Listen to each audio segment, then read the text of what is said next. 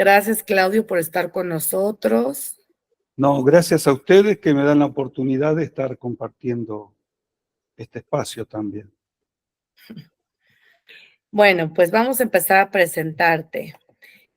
Bueno, Claudio es el psicólogo Claudio Muñoz. Él forma parte de nuestra plataforma aquí en Mind2. Él es licenciado en psicología por la Universidad del Mar de Plata y tiene una maestría en prevención y tratamiento de conductas adictivas y tiene un posgrado en emergencias de salud mental. Claudio tiene más de 25 años ejerciendo esta profesión bajo el enfoque cognitivo-conductual en Argentina y en Estados Unidos, y obviamente es especializado en salud mental, en conductas adictivas y en intervención en crisis. Él se ha desempeñado mucho en instituciones públicas y privadas y bueno, también ha sido docente en varios grupos. Actualmente trabaja en una de las clínicas más importantes de Buenos Aires en tratamiento de trastornos mentales graves y también tiene consulta particular. Nosotros nos orgullecemos mucho, Claudio, de que estés formando parte de nuestra plataforma y que estés aquí dándonos el tiempo para conocer de estos trastornos y de estos síntomas y signos que debemos de detectar a tiempo en nuestros pacientes. Gracias, Claudio, y bienvenido. No, muchas gracias, Roxana, y reitero también gracias por la oportunidad de estar aquí y compartir la actividad que realizo habitualmente, porque de eso se va a tratar, ¿no? Les comento, como bien decía Roxana, trabajo en una clínica de la Ciudad de Buenos Aires. Es una institución que tiene distintos dispositivos. Yo trabajo en el dispositivo de hospital de día, atiendo pacientes en forma individual, hago psicoterapia individual, coordino grupos psicoterapéuticos y también coordino grupos de inserción sociolaboral. ¿Sí? El tema que nos convoca hoy es el reconocimiento de los indicadores de necesidades psiquiátricas y, como les digo, lo que voy a tratar es cómo nosotros tratamos este tema habitualmente junto con el equipo de trabajo en la institución donde me desempeño. Así que luego cualquier aporte o inquietud que ustedes consideren útil para enriquecer la conversación, bienvenida sea. Claro, de igual forma también yo aquí voy viendo los comentarios y te voy leyendo cualquier cosa que suceda. ¿Cómo no? Vamos a ver si a buscar la presentación.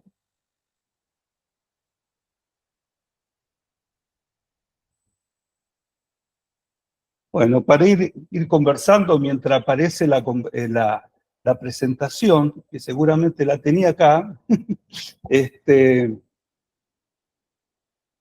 que te ayudemos? Si quieres, Chris la puedo presentar. Ok, sí, si me ayudas para presentarla. Bueno, creo que la primera pregunta que nos podemos hacer es ¿a qué nos referimos cuando hablamos de indicadores de necesidades psiquiátricas? Como para introducirnos en el tema. Y cuando hablamos sobre este tema, nos estamos refiriendo a los signos, a los síntomas que sugieren la presencia de un trastorno mental en un individuo.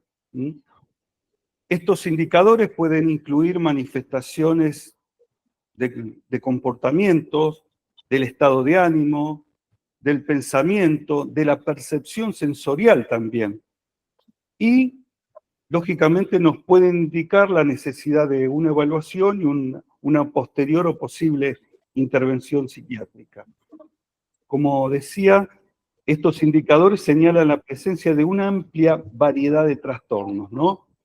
Trastorno del estado de ánimo, como depresión o trastorno bipolar, esquizofrenia, trastorno de ansiedad, trastorno de personalidad. Y cada una de estas condiciones va a requerir un enfoque terapéutico y de tratamiento específico y adaptado a las necesidades lógicas individuales para cada paciente, ¿no? Y esta es la razón fundamental por la que es necesario poder identificar estos indicadores, para ofrecerle a la persona el apoyo y la atención adecuada, ¿no? Que necesitaría en este momento en que está enfrentando una dificultad en su salud mental.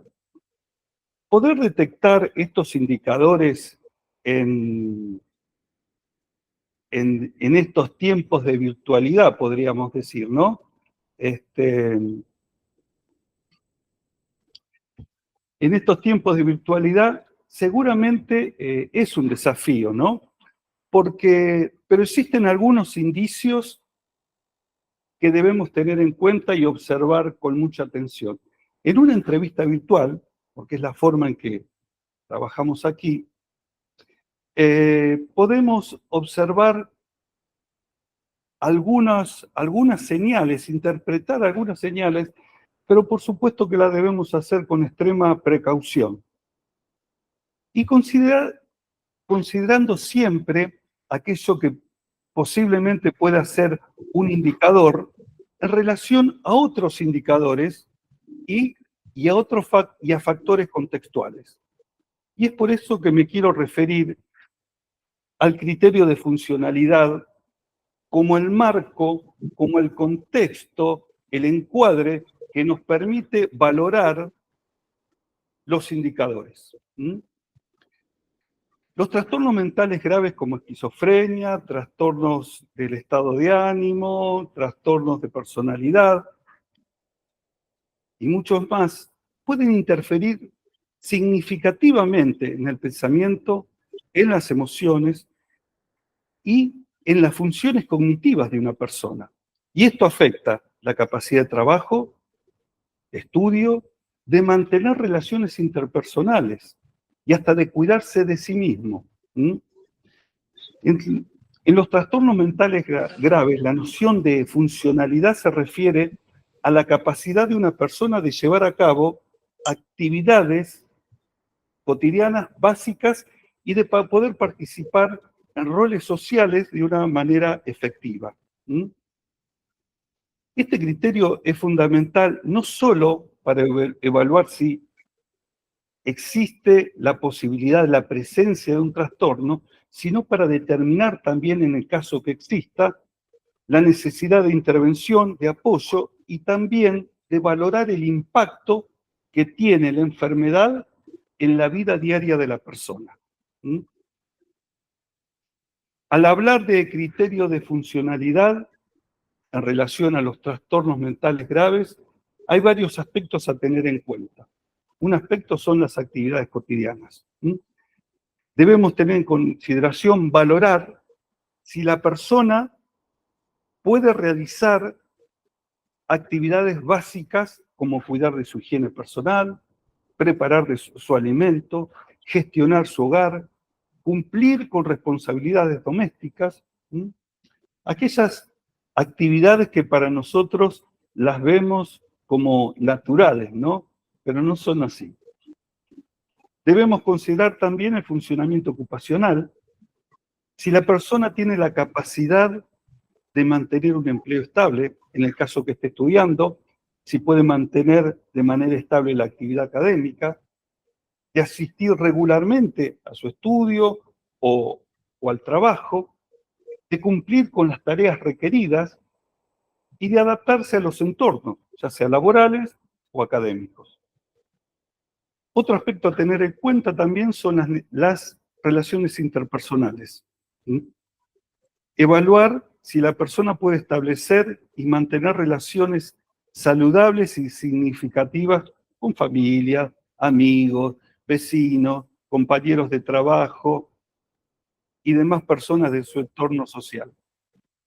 Otro aspecto a tener en cuenta también es la participación comunitaria. Considerar si la persona tiene la capacidad para participar en actividades recreativas, religiosas, culturales, de una manera autónoma y satisfactoria para ella, ¿no? Y por último, lo que es el autocuidado, ¿sí? Si puede, la persona puede gestionar adecuadamente el cuidado de su salud física y mental, siguiendo cuidados habituales, seguir tratamientos médicos y psicológicos, tomar decisiones informadas sobre su bienestar. Este criterio de funcionalidad es importante porque ayuda a los profesionales de la salud a, a entender la gravedad del trastorno que está sufriendo la persona. ¿Mm? Y también nos da cuenta de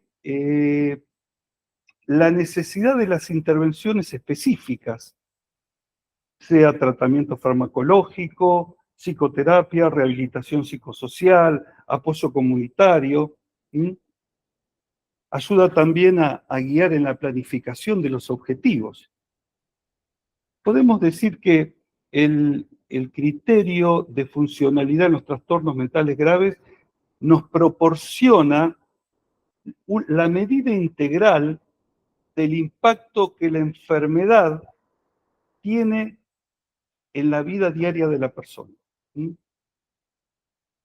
Y eso es esencial para saber cómo va a ser la atención y para tener un manejo efectivo de estos trastornos. Tenemos que entender que este criterio lo que nos da es, lo que nos muestra son acciones del individuo, ¿sí? De la vida del individuo, que por supuesto va a ser complementario de la manifestación subjetiva que el paciente haga de su padecimiento. Cuando hablamos de indicadores, debemos tener en cuenta las limitaciones, como decía anteriormente, que vamos a tener en este tiempo, ¿no? En lo que es la comunicación no verbal. Nos vamos a encontrar en una entrevista virtual, ¿no? La falta de contacto físico, inclusive hasta la calidad de la transmisión tenemos que tener en cuenta, porque esto va a limitar la percepción que nosotros podamos tener de las expresiones gestuales y corporales de la persona. Y esto puede dificultar la interpretación que tengamos de las emociones del paciente. Es decir, debemos ser conscientes que vamos a tener una limitación en la comunicación no verbal, que ese margen de error que existe en la interpretación de un gesto se va a ampliar en la virtualidad. Pero por otro lado, la sesión virtual nos va a proporcionar una visión directa del entorno del paciente, ya sea trabajo, ya sea su casa, o el lugar que haya elegido para conectarse con nosotros. Y esto va a ofrecer una información adicional sobre el contexto de la vida del paciente y los factores ambientales que pueden incidir también quizás en la patología.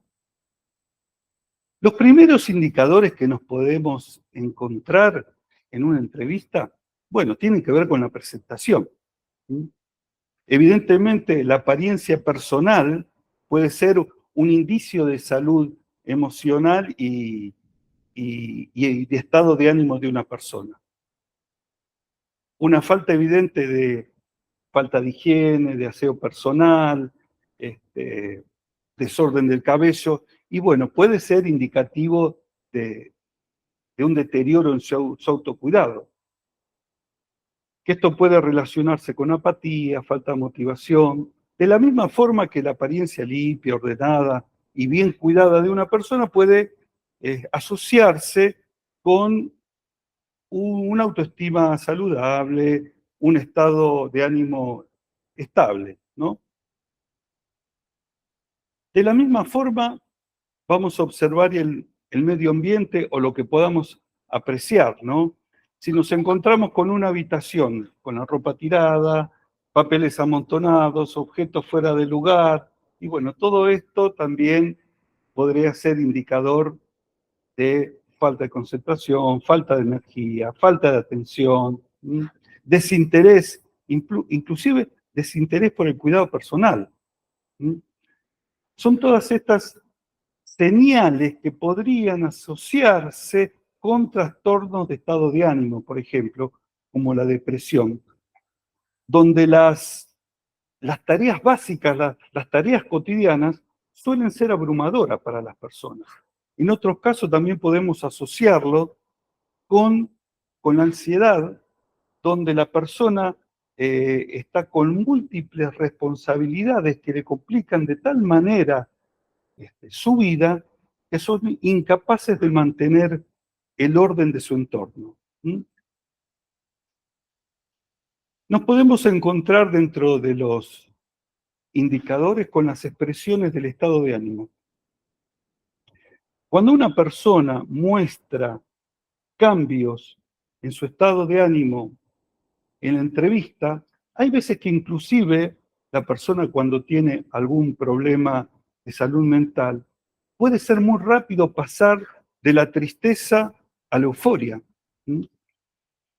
En otros casos podemos encontrarnos con la euforia intensa, hablar rápido. Esto generalmente se asocia también con ideas grandiosas, impulsos incontrolables, como ocurre en la manía o en la hipomanía.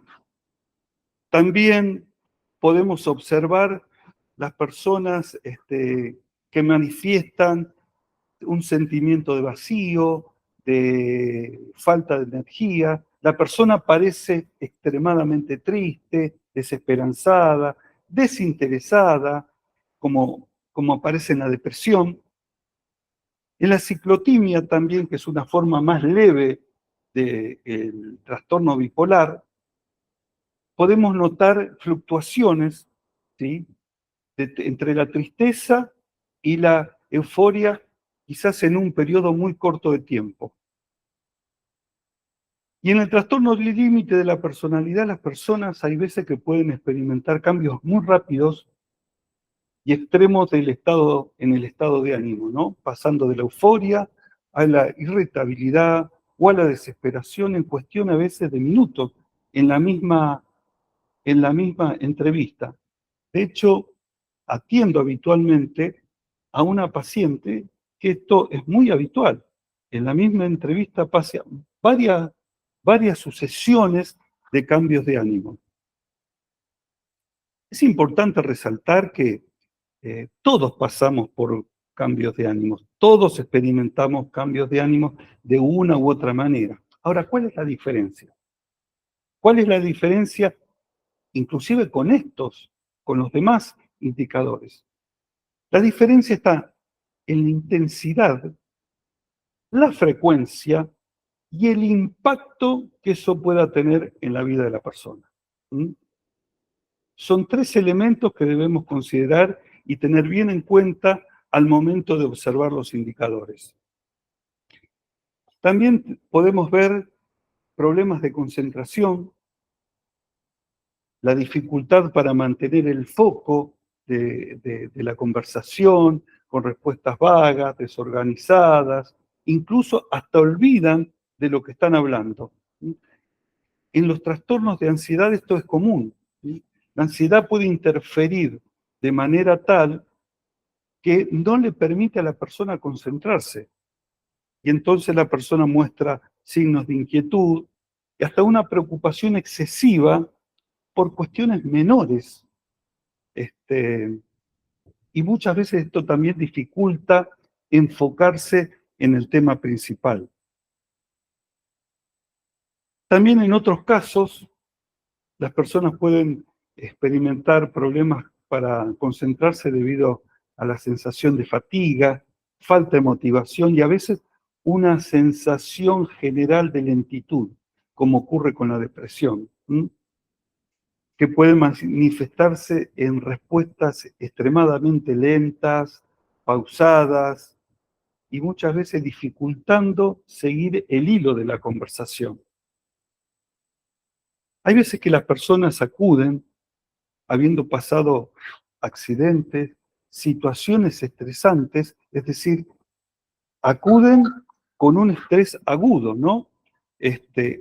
O habiendo sido víctimas de algún trauma, lo cual también muestra manifestaciones de ansiedad, la persona se la ve emocionalmente distante a veces, pueden parecer personas distraídas. Las personas también podemos notar en entrevista la fatiga mental o física debido a la falta de sueño, exceso de trabajo u otros factores estresantes.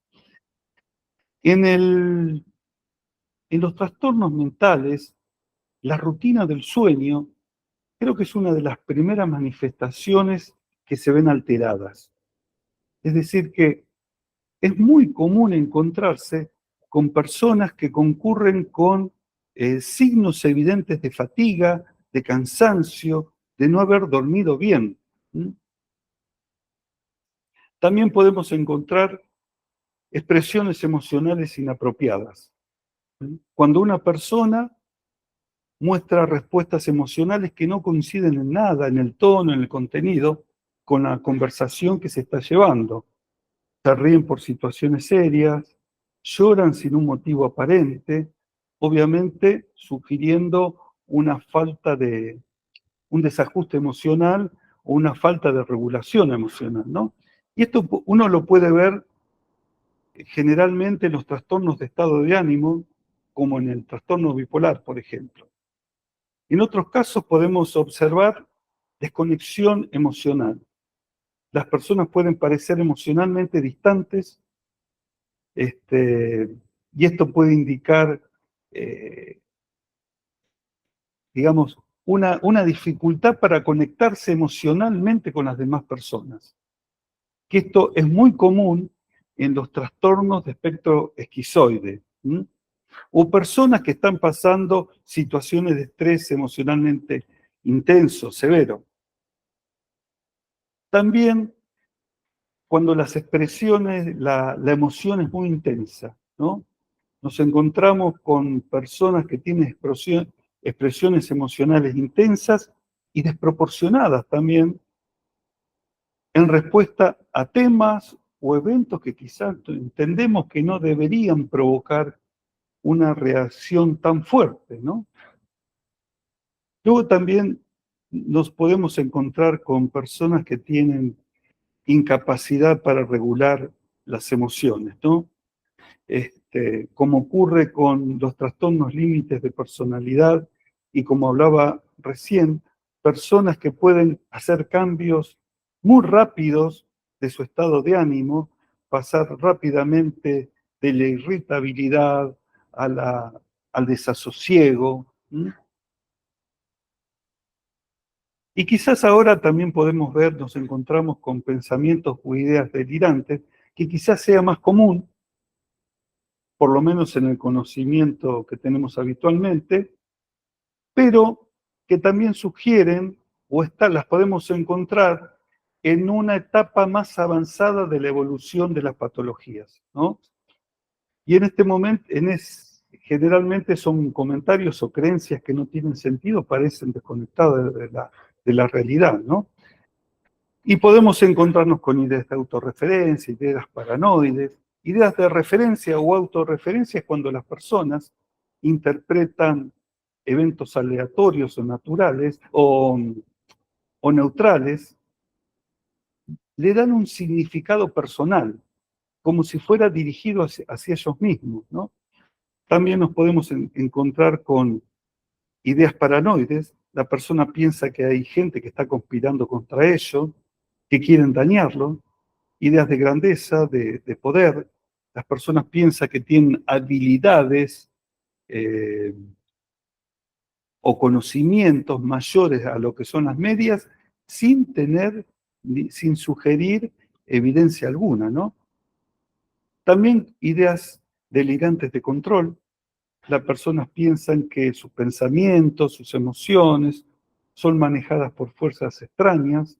A veces hay comentarios sobre que son manipulados por tecnologías extraterrestres o por otras personas, ¿no?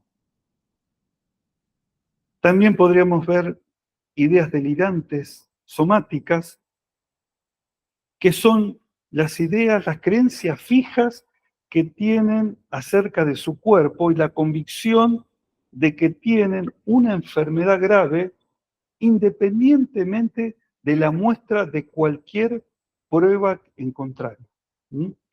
Y debemos distinguirla esta de la hipocondría, porque en hipocondría hay una sensación que se le da una evaluación distorsionada. En este caso estamos hablando de un pensamiento. Esto es un delirio. En el otro caso estamos hablando de un trastorno de ansiedad. Bueno, con respecto a las manifestaciones de comportamiento, podemos encontrarnos en la entrevista con personas que manifiestan agitación, inquietud, mostrando signos de una extrema ansiedad, ¿no? Y hay veces que inclusive persiste esto a lo largo de toda la entrevista. También nos encontramos, las personas pueden manifestar movimientos repetitivos, por supuesto que involuntarios, como parpadear constantemente, tocarse constantemente el cabello, mover la cabeza, los brazos repetidamente. Otro indicador, otra manifestación puede ser la hiperactividad. ¿Mm? La persona puede demostrar una hiperactividad hablando rápidamente, interrumpiendo frecuentemente, mostrando una excesiva energía física, que hasta hay veces que hasta puedo decirle que hasta es molesta, ¿no?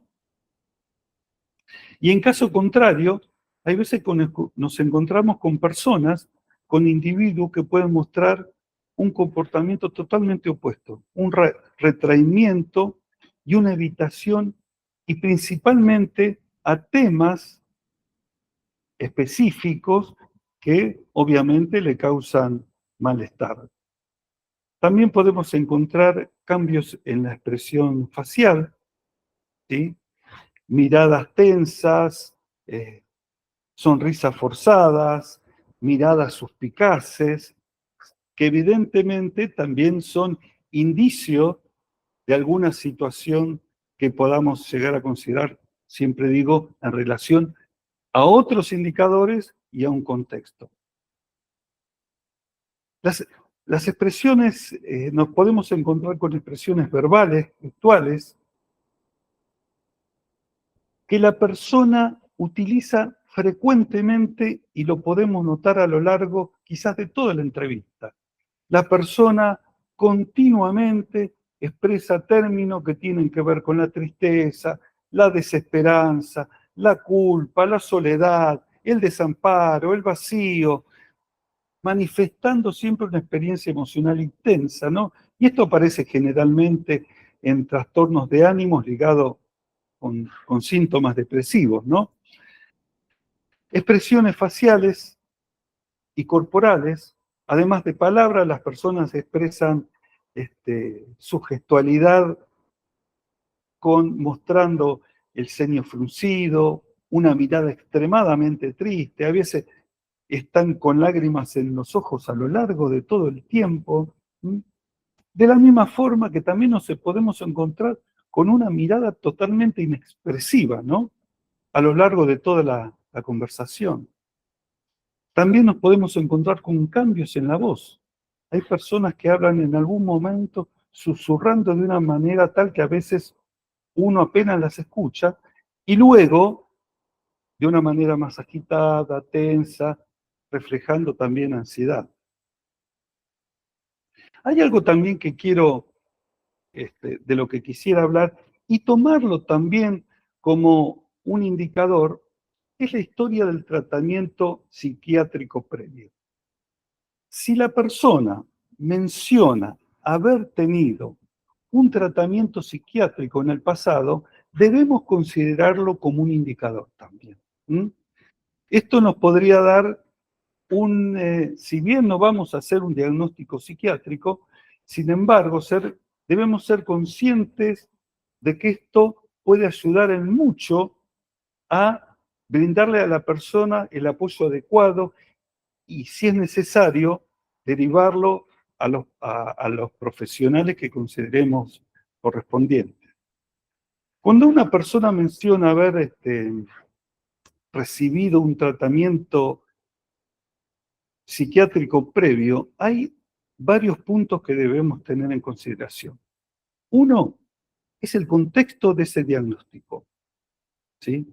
¿Qué tipo de tratamiento recibió esa persona? ¿Sí? Si fue hospitalizado, si tuvo internación, el tiempo de internación, si recibió mucha medicación psiquiátrica. Cada uno de estos datos nos va a proporcionar a nosotros pistas sobre la gravedad y la naturaleza de los problemas de salud mental que puede haber enfrentado esta persona. Otro punto que debemos tener en cuenta es el historial de los diagnósticos. ¿Qué diagnósticos previos ha tenido esta persona? Si ha tenido diagnóstico de depresión, diagnóstico obsesivo-compulsivo, obsesivo-compulsivo, diagnóstico bipolar.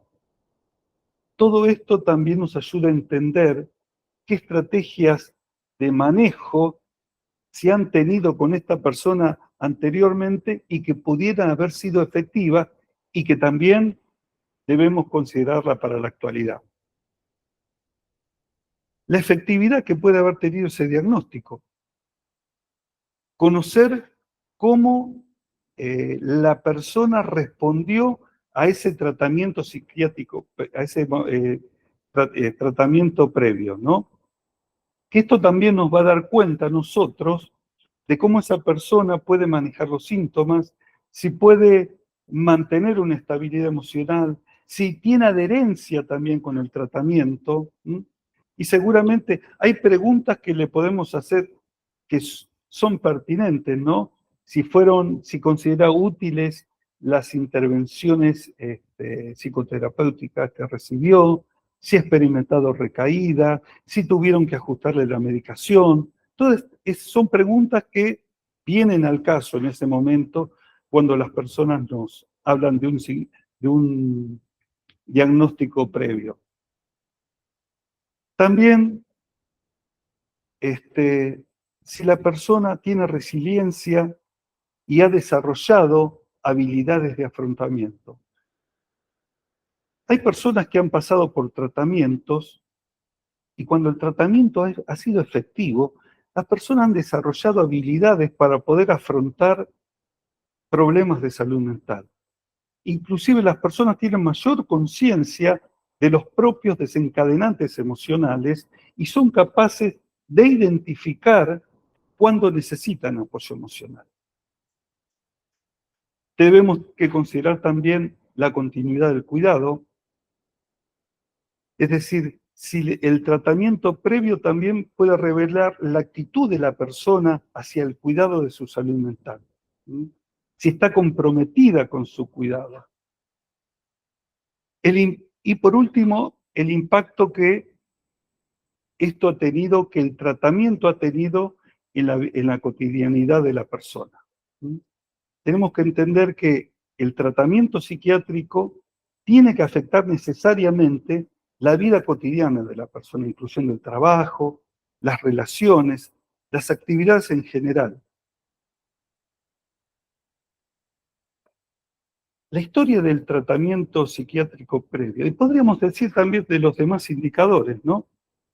Pueden ser relevantes del estado emocional de la persona y nos dan información de cómo podemos abordar esa problemática, ¿no? Y si la podemos abordar, quizás tendríamos que derivarlo, ¿no? Y guiar a la persona hacia los recursos de atención de salud mental que consideremos necesarios, ¿no?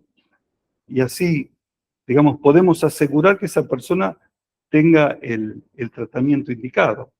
Pero hay algo que yo quiero remarcar y me parece fundamental al momento de abordar situaciones que tengan que ver con la salud mental, es la sensibilidad y la empatía que uno tiene que tener con las personas. Seguramente uno dice, no, yo tengo sensibilidad y empatía, obviamente, con mis pacientes. Pero en este caso creo que tenemos que resaltarlo esto, ¿no? Porque tenemos que recordar que las cuestiones de salud mental habitualmente en nuestras sociedades se asocian con estigma y discriminación. ¿Mm? Y esto suele ser un tema muy delicado para la persona. Es decir, la persona no solo tiene que sufrir el padecimiento de la enfermedad, sino también la discriminación y los estigmas. Por eso considero muy importante esto, de manera tal que la persona pueda sentirse cómoda para poder abrirse, compartir con nosotros información sobre salud mental sin sentirse juzgado, y si es necesario, como decía anteriormente, tendremos que guiarlo a los servicios de salud mental que consideremos adecuados. Yo quiero presentar ahora a Ezequiel. Ezequiel es una persona que ha tenido estos indicadores, lo ha experimentado en forma personal, es decir, que tiene el conocimiento empírico sobre esto, y hace tiempo que ya se encuentra en tratamiento, quizás próximo a un alta. Así que quisiera, Ezequiel, que te pudieras presentar. Buenas noches, ¿cómo andan? Mi nombre es Ezequiel, tengo 37 años. Bueno, como decía Claudio, yo pasé por 2 internaciones, tuve 2 brotes psicóticos, uno en el 2016, se me escucha bien, ¿no? Sí, Ezequiel. Perfecto. Y el otro en el año 2018. Y bueno, como estaba escuchándolo, Claudio, estos indicadores y estas cosas que estuvimos escuchando son así. Yo las puedo separar desde lo que fue mi primer brote psicótico, que no tuve una buena, lo digo, soy sincero, no tuve un buen acompañamiento tanto en lo psicológico como en lo psiquiátrico. Y tuve, a la falta de medicación, los indicadores de cuando empecé a sentirme previos al brote, puedo decir que eran más intensos que cuando ya tuve un tratamiento psiquiátrico que no fue efectivo, que resultó en la segunda vez un brote psicótico más rápido a los indicadores, ¿no?, que estábamos hablando. No sé si se... Ezequiel, ¿cómo es la experiencia tuya de poder quizás ahora darte cuenta cuáles son los indicadores y si cuando uno percibe alguna situación que ya se escapa a la cotidianeidad, ¿cómo es tu experiencia con eso? Bueno, indicadores, los inicios, usted me habla, Claudio, ¿no? Claro, claro. Bueno, sí, bueno, pueden ser que me ha pasado la falta de sueño, es como que uno no quiere, me pasó que no necesita dormir, como que durmiendo 3, 4 horas es suficiente, como que no se quiere ir a dormir uno, ¿no? Me pasaba eso. También el tema de la comida, que comía demasiado, generalmente por la noche, después de haber comido volvía a comer, ¿no? También el tema de que estábamos hablando, de que estaba hablando usted, Claudio, presentando, que me ha pasado los problemas de autoestima y de apariencia personal, que es como que uno no tiene interés a la apariencia que tiene encima. Es como que no se da cuenta, tiene una autoestima baja, tenía la autoestima baja, pero la apariencia no le importa en sí. Eso me parece también importante. Y después, bueno, lo que es la depresión, eh, y la euforia también, Son que todos indicadores que vos has experimentado en tu vida. sí, sí, por eso. Por eso que quería agregar esto, ¿no? Que, como lo dije anteriormente, por ahí se hace más difícil, obviamente, cuando uno no está haciendo ningún tratamiento, de tener, por ejemplo, mayor tiempo de depresión, como mayor tiempo de euforias. Me pasó en mi último brote psicótico que es como que todo se acortó más. No seguí no estaba al tanto de estos indicadores que estoy mencionando, pero el tiempo fue más corto de llegar al brote, ¿no? Vos fijate, Ezequiel, que cuando hablamos de los indicadores no estamos diciendo nada más que tener conocimiento de la patología, es decir, tener conocimiento de la condición que uno tiene y ver cómo uno se puede manejar con esa condición de la forma más funcional posible. Estamos hablando de eso, nada más. Claro, lo primero, bueno, es el principio, estos indicadores que uno puede, después ya cuando no hay, yo diría, lo digo como me sale, ¿no? Que no hay vuelta atrás, porque tenés otros indicadores que yo he tenido, Más avanzados. más avanzados, que me ha pasado de tener alucinaciones visuales, auditivas y olfativas. Me ha pasado de tener, bueno, los delirios de persecución. Yo he tenido delirios de persecución. Pero eso ya cuando la cosa se va agravando, ¿no? Cuando ya uno está, creo yo, estar dentro del brote, ¿no?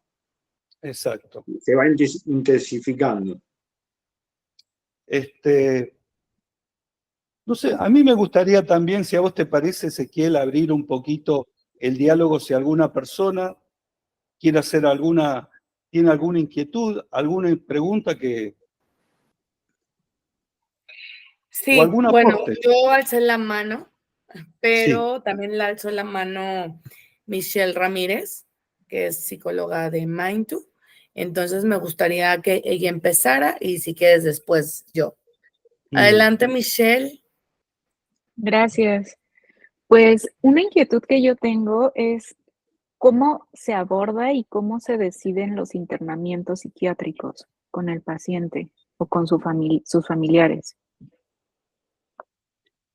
Ok.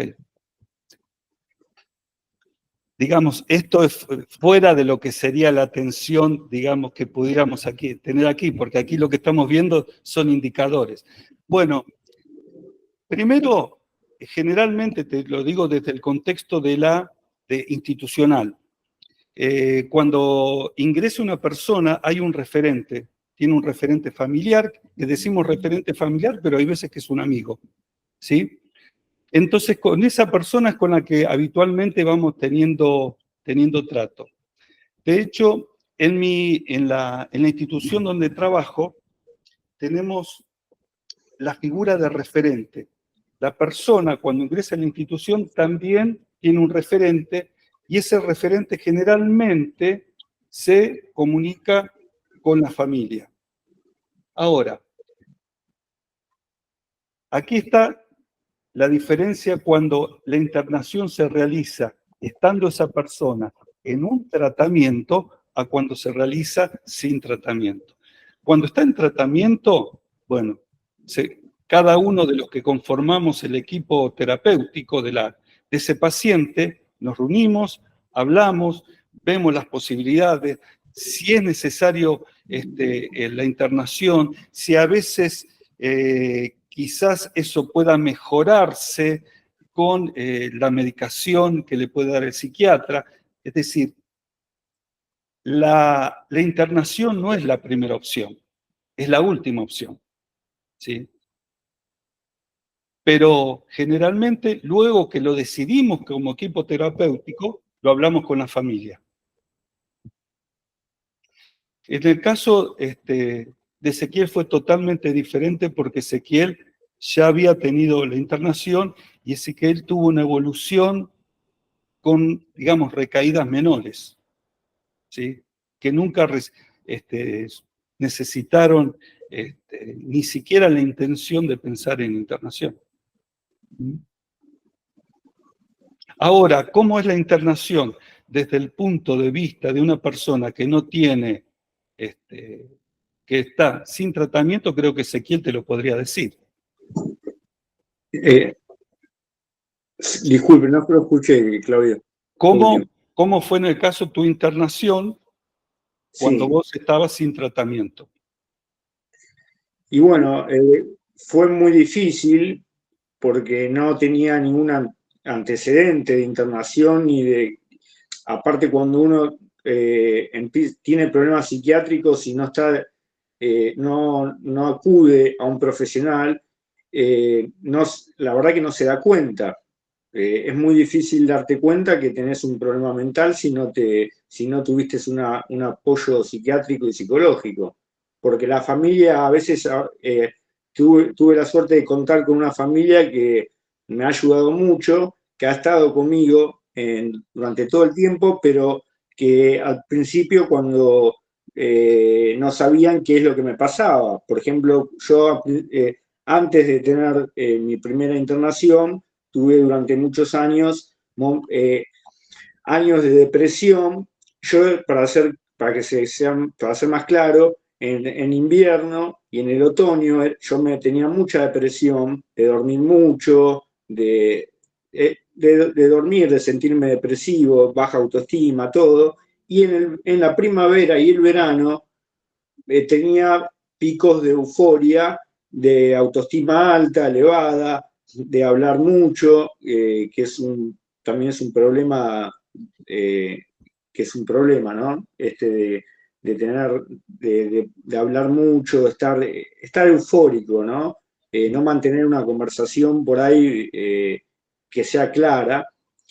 Y después ya al tener estas experiencias y todo, y la familia mía, cuando fue mi primera internación, sabiendo que yo tuve todos estos problemas, ya la segunda internación, cuando yo volví a estar internado, después de varios años, fue muy difícil para mí, pero es como que ya tenía una experiencia que se fue mejorando después que yo salgo de la internación, que yo en la primera internación no había tenido un hospital de día, no había seguido un tratamiento como lo debería haber seguido.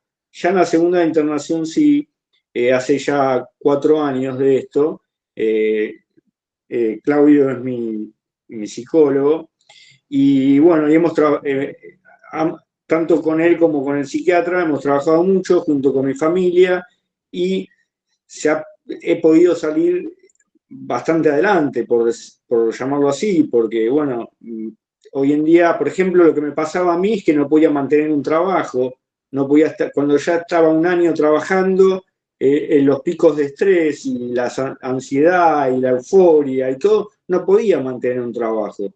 Yo, gracias a Dios y gracias a mi familia y a mi equipo de profesionales, hace ya 2 años que estoy trabajando en un hospital público de la ciudad de Buenos Aires, y con el tiempo me estoy desempeñando, siento que me desempeño cada vez mejor, que estoy tranquilo, que puedo trabajar, que es algo que una persona que me siento normal, ¿no? Que puedo trabajar, que puedo relacionarme con la gente, que puedo inclusive ayudar a la gente que viene a un hospital, ¿no?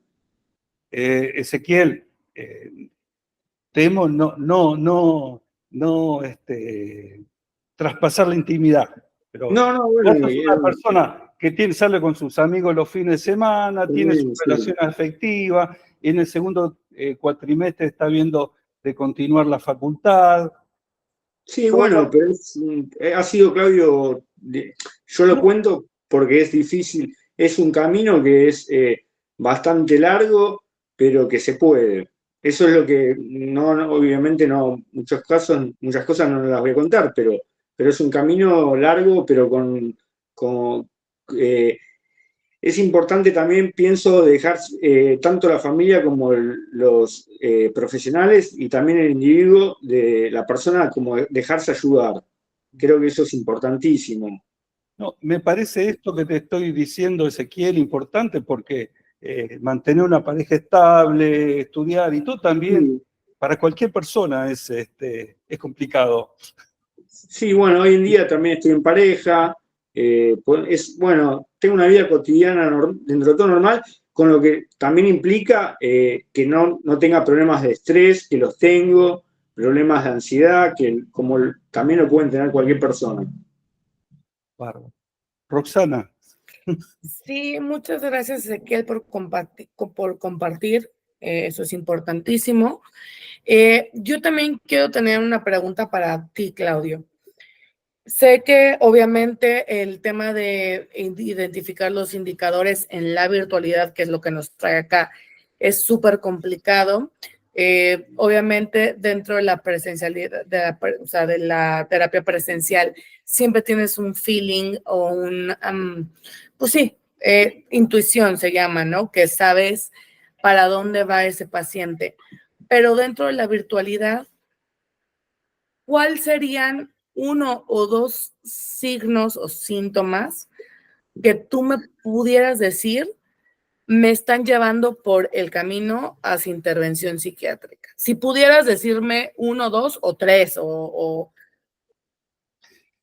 Es que son infinitos los síntomas que puede haber. Les voy a contar, hace un mes y medio me convoca una pareja para atenderla en forma virtual, no son de aquí, de mi país, para atenderla en forma virtual por problemas de comunicación. Cuando aparecen en dos pantallas diferentes, lo cual me parecía hasta lógico, una pareja que no tiene su problemática. Pero cuando percibo los ambientes eran totalmente diferentes.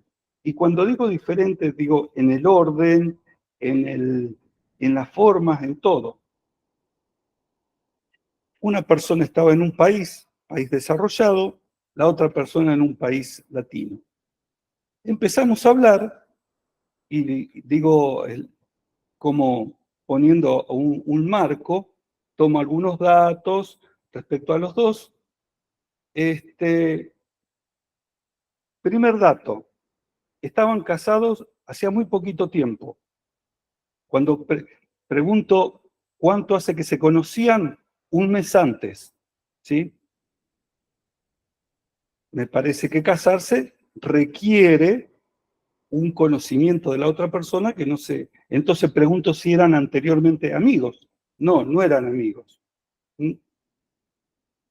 Sigo pregunto si tenía que ver con alguna cuestión de legalidad, quizás. De hecho, no. Sigo hablando, entonces el muchacho me empieza a decir que era un problema básicamente de comunicación. La chica que estaba en la otra pantalla la veía inquieta, hiperactiva, moviéndose, quería interrumpir. Entonces le pido por favor que después va a ser su momento, y cuando empieza a hablar ella me dice, yo estoy loca. Y digo, ¿a qué te referís cuando decís yo estoy loca? No, que yo estoy loca. Bueno, me empezó a hablar que había tenido un intento de suicidio 3 días anteriores. Empezó a contarme su historial de tratamiento psiquiátrico. Evidentemente yo no la podía atender en ese momento. Entonces le dije, me dice, le pregunto si estaba en tratamiento, me dice que no. Le pregunto cuánto hace que no estaba en tratamiento. Hacía como un año. Tratamiento psicológico tampoco, había tenido una psicóloga. Luego de todo esto le pregunto al muchacho qué piensa de todo esto. Y me dice, nosotros lo llamamos a usted por una cuestión de un problema de comunicación, no por el problema de ella. Lo cual también daba cuenta de muchas cosas de él. Entonces lo que le sugería a esta chica, le digo, mira, yo no tendría problema en tratar el tema de comunicación, pero entiendo que vos necesitas, primero le dije que trabajaba en una clínica con personas que tenían padecimientos mentales, le expliqué, le dije seguramente te está pasando esto, me dice que sí. Le digo, bueno, te necesitas asistencia psicológica y psiquiátrica. Yo no puedo tratarte así. ¿Mm? Le digo, una vez que tengas esa asistencia, podríamos llegar a hablar. Ahora, fueron muchos los indicadores que vi ahí, muchísimos. ¿Mm? Claro, falta de juicio de realidad en cuanto ella te dice que están casados y que llevan muy poco tiempo conocerse y aparte están separados, ahí hay una falla en el juicio de realidad. También importante, de repente se nos olvida en el día a día con el paso de la clínica y con tantos pacientes o consultantes que nosotros vemos, se nos olvida ponerle nombre y apellido a la terminología que el paciente ocupa. Como bien dice Claudio, es que yo estoy loca. Para mí, loca es una cosa, para Michelle, loca es otra cosa, para Claudio, para Jorge, para María, para Nora, son diferentes cosas. Hay que ponerle nombre y apellido a cada signo y síntoma que el paciente refiere. Como bien dice Claudio, ¿qué es para ti estar así? O cómo claro, se siente estar así. y también la desconexión que había de este muchacho, no podía registrar la emocionalidad de su esposa. No podía registrar que había dicho que 3 días antes había pensado en un suicidio. Claro, para él era una falta de comunicación cuando en realidad era una desconexión emocional, que fue uno de los indicadores que tú mencionaste justo al inicio de este webinar. Seguramente él es un profesional con un buen trabajo en una empresa, pero hay un área ahí en su vida que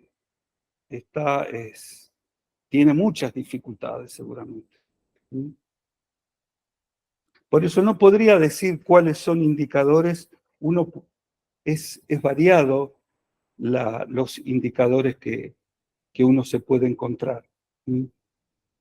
Inclusive, que de esto también lo he hablado mucho con Ezequiel y con la mayoría de los pacientes, cuando hablo, le digo, uno tiene que aprender a identificar sus propios indicadores.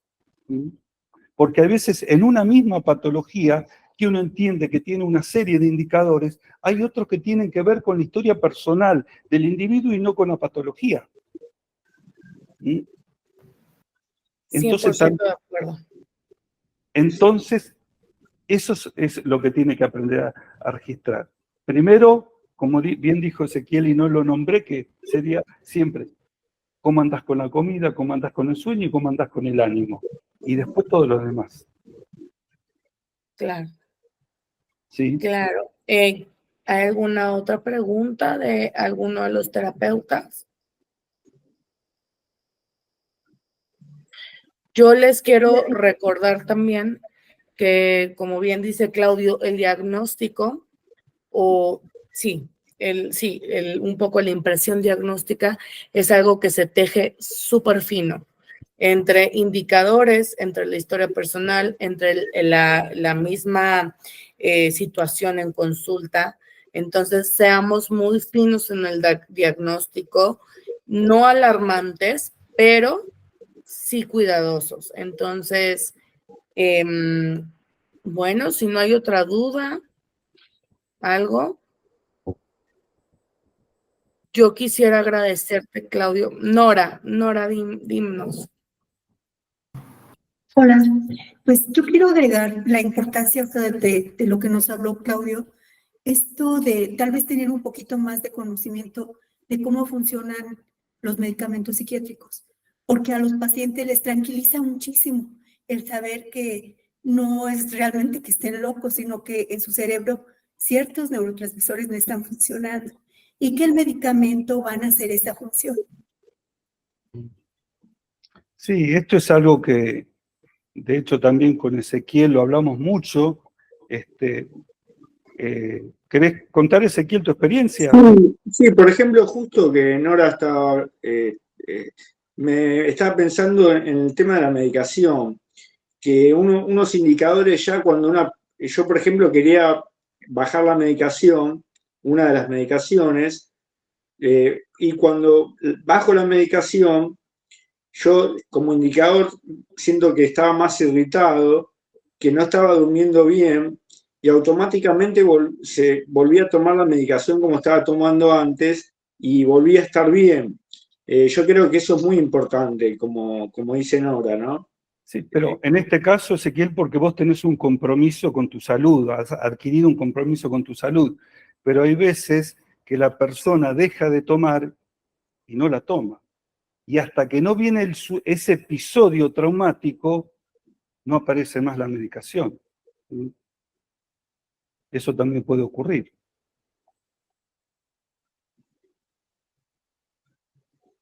También, pero creo que también es súper importante a lo que dice Nora, aprender a hacerle un acompañamiento a la medicación dada por el psiquiatra. Es Seguro, claro, súper sí. importante saber cuando un paciente está acompañado con el psiquiatra, saber qué tipo de medicación en específico, preguntar qué es lo que está tomando y en qué dosis. Nada más, o sea, no lo cuestionas, no nada, nada más qué te dio el psiquiatra y en qué dosis, para tenerlo registrado y saber cuáles son los síntomas y los signos que puede llegar a disminuir esa medicación y no ver mejoras o retrocesos en falso, ¿no? Sí, también es importante saber ajustes que puede hacer el psiquiatra, porque eso también hay cambios en el estado de ánimo de la persona y en la habitualidad. Digamos, ese ajuste de medicaciones también la persona tiene que ajustarse a esa medicación. Y eso lleva su trabajo. Algunas personas es más evidente, en otras no. Una de las cosas que me gustaría remarcar en relación a una entrevista virtual y que uno pueda encontrarse con una persona que tiene indicadores evidentes de necesidad psiquiátrica, creo que una de las primeras cuestiones es no tener miedo, porque generalmente uno tiene miedo a lo desconocido. Pero es posible que enfrente estemos con una persona que esté aterrada porque no sabe lo que le está pasando. Y está intentando buscar en nosotros la respuesta. ¿Mm? Por eso es fundamental entender que es una persona que está padeciendo la que está del otro lado. Está sufriendo. Y esto me parece fundamental tenerlo en cuenta, porque muchas veces, y tiene que ver con lo que dije anteriormente, en nuestras sociedades la salud mental es un tema tabú en muchos casos y se asocia con la discriminación. ¿Sí? Las personas que tienen problemas de salud mental son discriminados, ¿sí? Estigmatizados. Por eso...